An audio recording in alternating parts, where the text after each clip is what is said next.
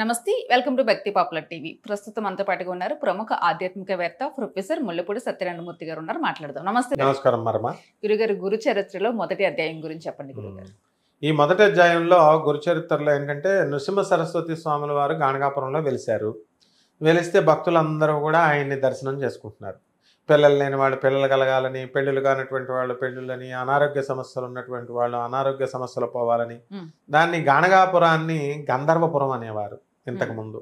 ఆ గంధర్వపురంలో గాణగాపురంగా మనకి అది కృతయుగం నుంచి ఉంది. అక్కడ పెద్ద యోగ భూమి, అది మహానుభావులంతా కూడా తపస్సు చేసుకున్నారు. అది సిద్ధభూమి. అయితే అది రహస్యంగా ఉండిపోయింది. ఆ రహస్యంగా ఉండిపోయింది కాబట్టి దాన్ని మనం జనాలకు అందరికీ తెలియజేయాలని చెప్పేసి దత్తాత్రేయ స్వాముల వారే నృసింహ సరస్వతిగా 2వ అవతారంలో వచ్చి అక్కడ వెలిసి ఈ ఊరు పలానాది వలన చోటు ఉందని మనందరికీ తెలియజేశారు. ఉండి అక్కడికి వెళ్ళి కూర్చునేవారు. అక్కడ గాణగాపురంలో ఆయన మా అమరజానది సంగమంలో స్నానం చేసేవారు. స్నానం చేసి వచ్చి ఇక్కడ మఠంలో కూర్చుంటే భక్తులందరూ వచ్చేవారు. ఇలా ఏ కోరికలతో వచ్చేటటువంటి వాళ్ళ యొక్క కోరికలన్నీ కూడా తీరిపోతున్నాయి అన్నమాట. ఇది మొత్తం చరిత్ర అంతా కూడా మహిమలన్నీ కూడా గురువుగారి మహిమలు దేశవ్యాప్తంగా తెలిసిపోయినాయి. దేశవ్యాప్తంగా తెలిసిపోయి మొత్తం అందరూ కూడా దర్శించడం ప్రారంభించారు. రాజులు కాదు, మొత్తం అందరూ కూడా వస్తుంటే ఒక రాజు తన రాచకురుపు, తన కూతురికి రాచకురుపు అంటే అప్పుడు ఆ కాలంలో క్యాన్సర్ తెలియదు కాబట్టి రాచకురుపు అనేవారు. ఇప్పుడు క్యాన్సర్ అది వస్తే ఆయన దాన్ని కూడా పోగొట్టడం జరిగింది. అలాగే నామధారకుడు అదే రాచకురుపుని ఇక్కడ దత్తాచలం అని ఇక్కడ ఒక ఊరు ఉంటుంది నర్సాపూర్ దగ్గర. ఆ దత్తాచలం దగ్గర ఒక కొలను ఉంటుంది. అక్కడ నామధారకుడు ఏం చేస్తాడంటే ఆయన దత్తుడు యొక్క భక్తుడు కాబట్టి చక్కగా ఆయన ఈ రాజు ఆ ప్రాంతాన్ని పాలిస్తున్నటువంటి రాజుకి క్యాన్సర్ గడ్డ వస్తే వాళ్ళ కూతురికి అది తగ్గిస్తాడు ఆయన కూడా. కాబట్టి అంటే యథారాజా తథా ప్రజ, ఎలా గురువు ఉన్నాడో శిష్యుడు కూడా అలాగే. అటువంటి నామధారకుడు ఇక్కడ రాచపుండునే తగ్గించినటువంటి వాడు మొట్టమొదటి అసలు దత్తాత్రేయుడి దగ్గరికి ఎలా ఆశ్రయించాడో చూద్దాం. నామధారకుడు అనేవాడు ఒక బ్రాహ్మణుడు. ఆ బ్రాహ్మణుడు ఏం చేశాడంటే దత్తాత్రేయ స్వామి భక్తుడైన రోజు పూజలు చేసుకునేవాడు. సకల కష్టాలు వచ్చేసినాయి కుచేరుడికి. ఎలాగొచ్చినాయో కృష్ణ భక్తుడు కుచేరుడికి వచ్చేస్తే ఎలాగ ఎన్ని పూజలు చేసినా ఎంత చేసినా ఏమవట్లేదు, మనం దత్తాత్రేయ స్వామి వారి దగ్గరికి వెళితే మనకి ఈ యొక్క కష్టాలు తీరిపోతాయని అతను తెలుసుకున్నాడు. తెలుసుకుని బయలుదేరి మొత్తం నడక యాత్ర చేశాడు. చేస్తూ ఎక్కడికి కూడా ఆయనకి ఎప్పటికీ దత్తాత్రేయుడి దర్శనం ఇవ్వకపోయేసరికి అసలు కష్టాలన్నా పోవాలి కదా, కనీసం దత్తాత్రేయుడు ఎదురుకుండా వచ్చి ఇలాగ మనం కూడా ఎక్స్పెక్ట్ చేస్తాం. ఇలా అసలు ప్రతి ఒక్కడు కావాల్సింది ఏంటంటే ఇలా ఎక్స్పెక్ట్ చేస్తూ ఉంటారు. అలా జరగదు అని క్లియర్గా దత్తాత్రేయుడు చెప్తూనే ఉన్నాడు. అయితే ఈయన మాత్రం మళ్ళీ అదే ఎక్స్పెక్టేషన్. ఆయన కూడా మనలాంటి మనిషే కాబట్టి దత్తాత్రేయుడు రావాలా, దత్తాత్రేయుడు దర్శనం ఇవ్వాలా, నా కష్టాలు పోవాలా, నా సుఖాలు రావాలా, ఇదే అనమాట ఎవరి ఎజెండా ఆయన. అప్పుడు లాస్ట్కి అలా వెళ్తుంటే ఒక చోట అప్పుడు ఏమంటాడంటే, అయ్యా నేను పాపాలే చేశాను అనుకుందాం, మహాపాపాలు, పాపాత్ముడిని నేను. అయితే నీ నామజపం చేస్తే దత్తా దత్తా అని చెప్తే పాపాలు పోతాయని చెప్తున్నాయి కదా శాస్త్రాలు. మరి నేను నీ నామాన్ని చేస్తున్నాను కదా, మరి నా పాపాలు పోవాలి కదా. అప్పుడు పాపాలు పుణ్యం పోయి నేను పుణ్యం అయిపోయినప్పుడు నువ్వు నాకు దర్శనం ఇవ్వాలి కదా, ఇవ్వట్లేదు. రెండవది పరశువేది ఇనుముని ఇలా ఆకర్షిస్తుంది. అలా పట్టుకోగానే బంగారం అయిపోద్ది ఇనుము. మరి అలా నేను చెత్త వెధవనే అనుకుందాం, దుష్టుడినే అనుకుందాం. మరి అటువంటి దుష్టుడిని నేను మరి నిన్ను పట్టుకోగానే, నీ నామాన్ని పట్టుకోగానే నేను కూడా మంచి బంగారం అయిపోవాలి కదా, ఇనప ముక్కని బంగారం అయిపోవాలి కదా. మరి అది లేదు, నా కష్టాలు పోవట్లేదు.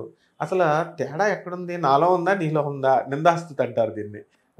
రామదాస్ ఏం చేస్తాడు, ఎవడబ్బా సొమ్ము అని కొలుకుతున్నావు రామచంద్ర అని రాముడిని అంటాడు. అన్నీ చేయించి పాపం ఆయన ఏం అడగలేదు. ఈయనే సీతాదేవికి కూడా అంటాడు, నీకు పచ్చ అనేటటువంటి మనులు అవన్నీ ఇచ్చాను నేను, అవన్నీ ఎవరైనా మీ నాన్న నా జనకుడు ఇచ్చాడా అంటే సీతాదేవి ఆశ్చర్యపోతే, ఈడేంట్రా నాయన రాముని తిట్టడం కాకుండా నన్ను కూడా తిడుతున్నాడు అని. ఆ విధంగా నిందాస్తుతితో దత్తాత్రేయుడిని, ఈ దత్తాత్రేయ ఏమనుకుంటున్నావు నువ్వు, నేను మా వంశం సాయం దేవుడి వంశం నాది, నా సాయం దేవుడు మా తాతల వంశం నుంచి గంగాధరుడు మా నాన్న, వీళ్ళంతా కూడా దత్తభక్తుడు, నువ్వు మా కులదైవం, నువ్వు ఇవ్వాల్సినటువంటి హక్కు నీకుంది, నువ్వు ఇవ్వాల్సినటువంటి బాధ్యత నీకుంది అని చెప్పేసి ఇక ఈయన నువ్వెందుకు ఇవ్వవు అని చెప్పేసి ఇలాగ తన బాధను ఎక్స్ప్రెస్ చేసుకుంటూ వెళ్తాడు. వెళ్తూ అలసిపోయి పాపం ఒక చెట్టు కింద పడుకుండిపోతాడు. ఇప్పుడు అసలు కథ స్టార్ట్ అవుతుంది.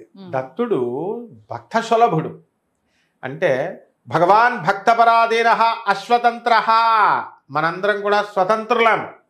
మన ఇష్టం వచ్చినట్టు మోసాలు చేస్తాం, ఇష్టం వచ్చినట్టు మదమెక్కి ప్రవర్తిస్తాం, మంచి చెడు లేకుండా మనం ప్రవర్తిస్తాం. స్వతంత్రం. తల్లి చెప్పినా వినం, తండ్రి చెప్పినా వినం, మాస్టర్లు మేము చెప్పినా వినం, మా ఇష్టం అంటాం. కానీ దేవుడు పాపం ఆయన అలా మనకులాగా స్వతంత్రుడు కాదు. అశ్వతంత్ర చేతులు కట్టుకుని ఆయన భక్తుల ఆజ్ఞ కోసం ఉంటాడు. భగవాన్ భక్త పరాధీన, భక్తుల యొక్క పర అధీనములో ఉంటాడు. భక్తుడు ఏది చెబితే అది చేయడానికి రెడీగా పట్టుకొని ఉంటాడనమాట పాపం.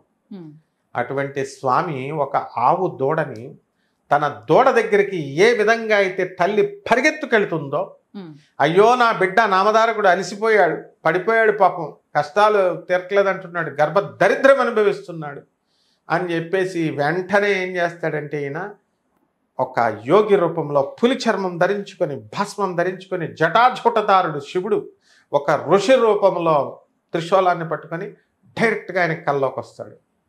ఎవరికైనా స్వప్న దర్శనమే ఉంది. నిజ దర్శనాలంటే స్వప్న దర్శనమే. కాబట్టి ఇప్పుడు మన వాళ్ళంతా కూడా నాకు దర్శనం అయిపోయాడు, నాకు దేవుడు ప్రత్యక్షంగా కనబడిపోయాడంటే ఇవన్నీ అభూత కల్పనలని మనం తెలుసుకోవాలా. ఎందుకంటే దత్తాత్రేయుడు మాయని జయింపజేసేటటువంటి శక్తిని మనకిస్తాడు. జ్ఞానినామపి చేతాంసి దేవి భగవతి హిలా బలాదాకృష్య మహాయ మహామాయ ప్రయచ్చతి దుర్గే స్మృత హరసి భీతిమశేష జంతో స్వస్థై స్మృతామతిమతీవ శుభాం దదాసి దారిద్ర దుఃఖ భయహారిణి కాత్వధన్యా సర్వోపకార కరణాయ సదార్ద్రచిత్త సర్వమంగళ మాంగళ్యే శివే సర్వార్థ సాధకే శరణ్యే త్రయంబకే దేవి నారాయణి నమోస్తుతే. జ్ఞానుల్ని సైతము మోహంలో పడేస్తుంది.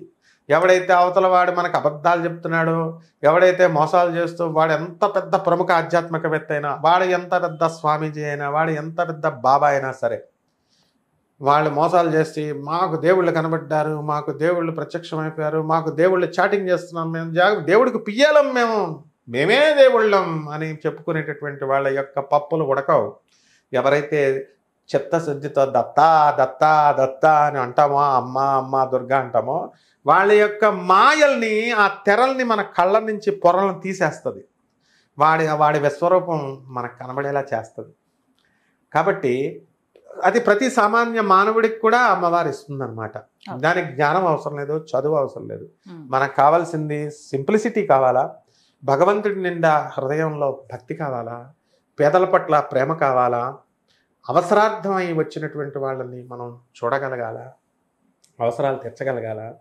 ఒక పేదవాడు అని చెప్పి అతన్ని ఎప్పుడు కూడా నిర్లక్ష్యం చేయకూడదు. అంబానీ అని చెప్పి ధనవంతుడిని గౌరవించకూడదు.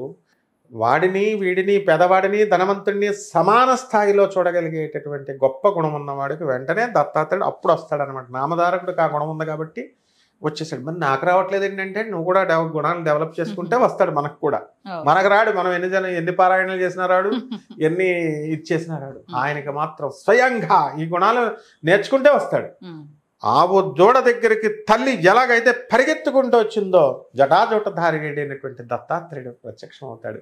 వీడికేమో ఒక్కసారి మెలకు ఉంటాడు. బయటికి లేవగానే చూస్తే చుట్టూ చూస్తే ఎవరు లేరు. ఓహో నాకు వచ్చింది కళ అనుకుంటాడు. ఆ తర్వాత లేచి తన ప్రయాణాన్ని చేస్తాడు. ఇది మొదటి అధ్యాయం అన్నమాట. శ్రీ గురుదత్త దత్తాత్రేయ దేవతాభ్యో నమః. ప్రథమాధ్యాయ సమాప్తః.